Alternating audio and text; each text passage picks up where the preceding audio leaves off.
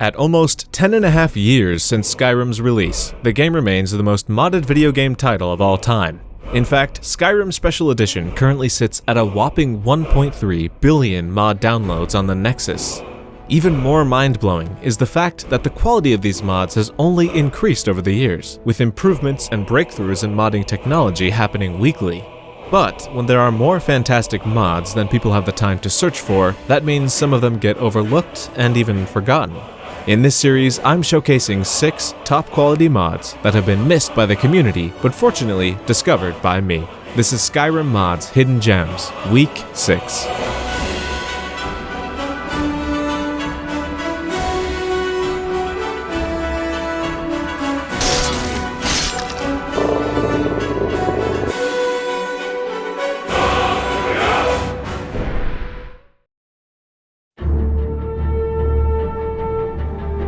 Let's start at the first mod. With 33,000 downloads, I present Solitude Skyway by Urtho.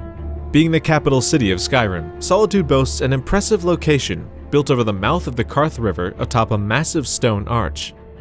Aside from the cool visuals, however, the arch itself doesn't serve any gameplay purpose until now. Solitude Skyway adds a set of elevated walkways and stairs to the underside of the arch, finally allowing for a path across the wide river mouth that was missing from the vanilla game. Not only does this add convenience for the player, but the view of and from the Skyway really adds to the majesty of Solitude, and the strong guard presence on the walkways, as well as at the end where it connects to the Hjelmarch marshes, allows the Skyway to make sense in the logic of the world of Skyrim as a valuable military position. Also on the walkways are a public viewing platform with great vistas and a spot to dine, sitting areas with clutter, and even an entrance into the City of Solitude, which places you right outside the Blue Palace. The Skyway is fully nav-meshed so followers can join you, but it's also considered a main road by NPCs in the game, meaning traveling characters will actually use the Skyway to get around easier, just like you. With all these features, the Solitude Skyway becomes a very immersive and useful addition to the world of Skyrim, and importantly, makes it feel like it's always belonged in the game.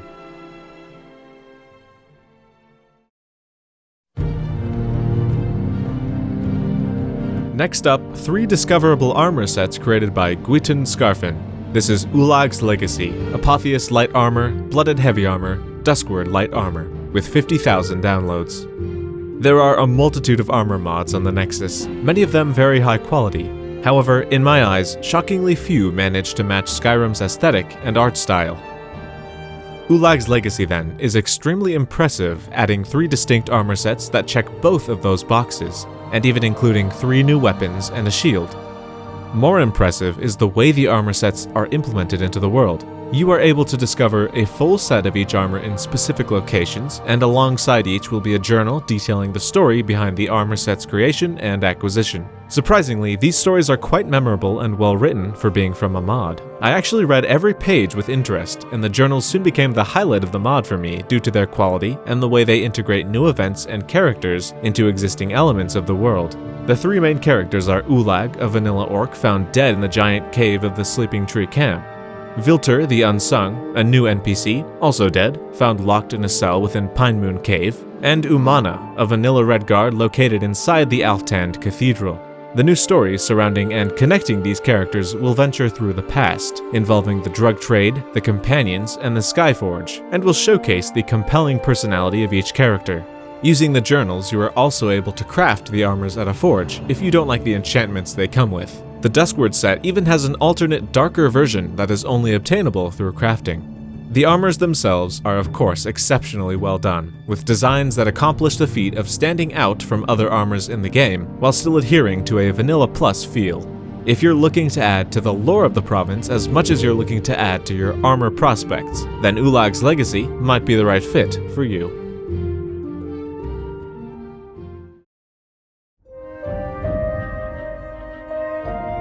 Third on the list, we have some mysterious new encounters to experience. I'm talking about SRE, Strange Random Encounters by PastChristmas, with 600 downloads.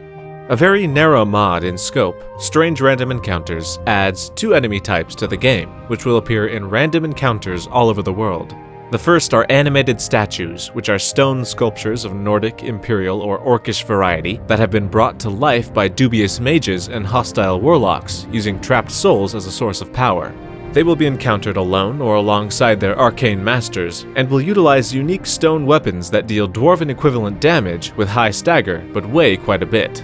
These enemies are actually lore-friendly, appearing in both the Elder Scrolls Blades and ESO, which I frankly did not expect. The other new enemy type isn't so lore-friendly, however, those being metal skeletons. The theory is that necromancers have figured out how to transmute the bones of a reanimated skeleton into a specific type of metal in order to make the creature more formidable. Thus, there are now iron, steel, silver, brass, orichalcum, glass, ebony, stalrim, and gold skeletons, which will be randomly encountered across the world.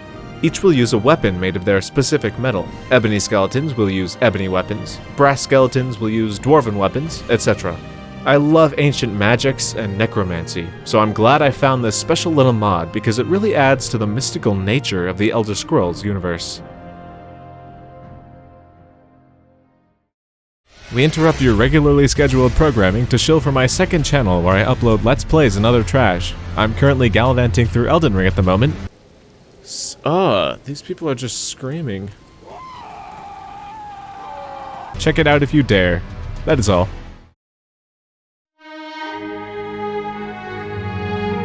Next, a minimalistic player home, great for role-playing. Cityside, a starter home, by PhantX with 8,000 downloads. Returning to the heart of Skyrim's capital, Solitude, this small new player home residing in the center of the city is available for purchase from Falk Firebeard for a mere 1,500 septims. Amenities include a bed, shelves, shrine, and cooking pot, as well as weapon displays, planters, and safe storage containers, all in small amounts. The home consists of only a compact little kitchen, minimalistic living space, a dainty bedroom, and a quaint attic space, but there are a few unique features such as a button allowing for shrine options and a small patio with a garden. Designed as a starter home, this rare type of player home is perfect for the beginning of your playthrough, allowing you a safe place to stay and store your valuables before you become a legendary warrior with piles and piles of gold. This home caused me to realize a major issue with Skyrim's early game.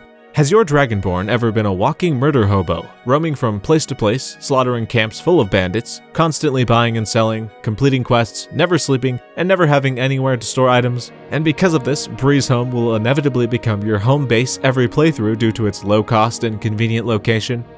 The lack of early game home options leads to a major lack of variety throughout multiple playthroughs, with each early game playing out almost the same, barring your players' participation in different factions. In this way, Cityside is kind of like a second Breeze Home, another option for your early game character to choose to stay instead. However, because of its location, Cityside represents an even sweeter option than Breeze Home for, say, an Imperial Legion supporter, a treasure hunter for the newly opening Dragonborn Gallery, a bard studying at the Bard's College, or, owing to the tremendously low price, a hardcore player to whom every septim can mean the difference between life and death. In any case, Cityside is ready and willing to house your fresh-faced new Dragonborn.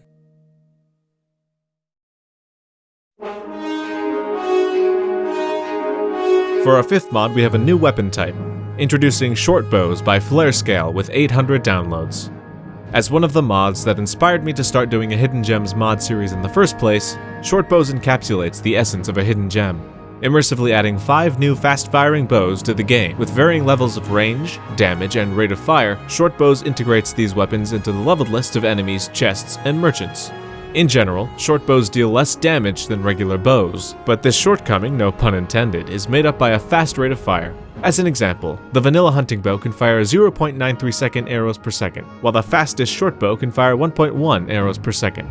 This creates an even more dramatic difference as you level up the archery tree, as the vanilla Daedric bow only fires 0.5 arrows per second, but even the slowest shortbow fires 0.9 arrows per second. From lowest damage to highest, there is the shortbow, the Hunter's Shortbow, the Valenwood Shortbow, the Blackwood Shortbow, and the Magic Shortbow.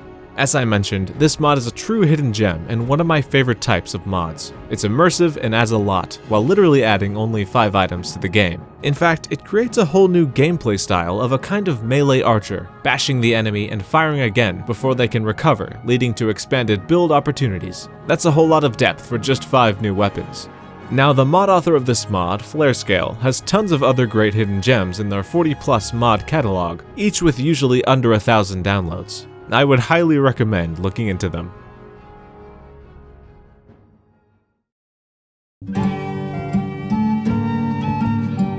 Finally, a mod for the storytellers and roleplayers who love writing. With 2,000 downloads, I present SSE Journal by Ryobg. You may have heard of Take Notes Journal of the Dragonborn. SSE Journal is very similar, but a little more responsive and straightforward. SSE Journal gives the player a simple journal, essentially a text document that is activated and deactivated using the insert key. It has functionality to save JSON and text files, load JSON and XML files. The Take Notes mod uses XML, so you can load files from that mod into this one. It has chapters, copying and pasting from the Windows clipboard, embedded images, and even adjustable book and font size and font color. Time passes while you are writing on the journal, and it can even be opened up in menus like the Pause, Inventory, and Main menu. The journal is actually not tied to your save game, meaning you can share journals across characters and you won't lose your writings if your save goes bad. Being so simple, SSE Journal is a great addition to any playthrough for someone who doesn't dislike writing, and maybe someone who bounced off the Take Notes mod for feeling a little too heavy for their game.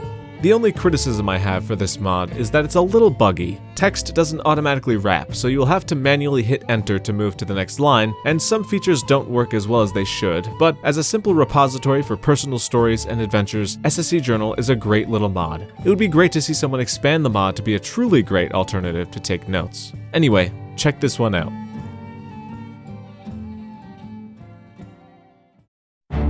As I mentioned, check out my second channel, which will host less edited content like Let's Plays, memes, and all the garbage that swarms around in my head that I need to get out in video format. As usual, thanks for watching. Stay tuned next week-ish for the next episode of Hidden Gems, and that's all.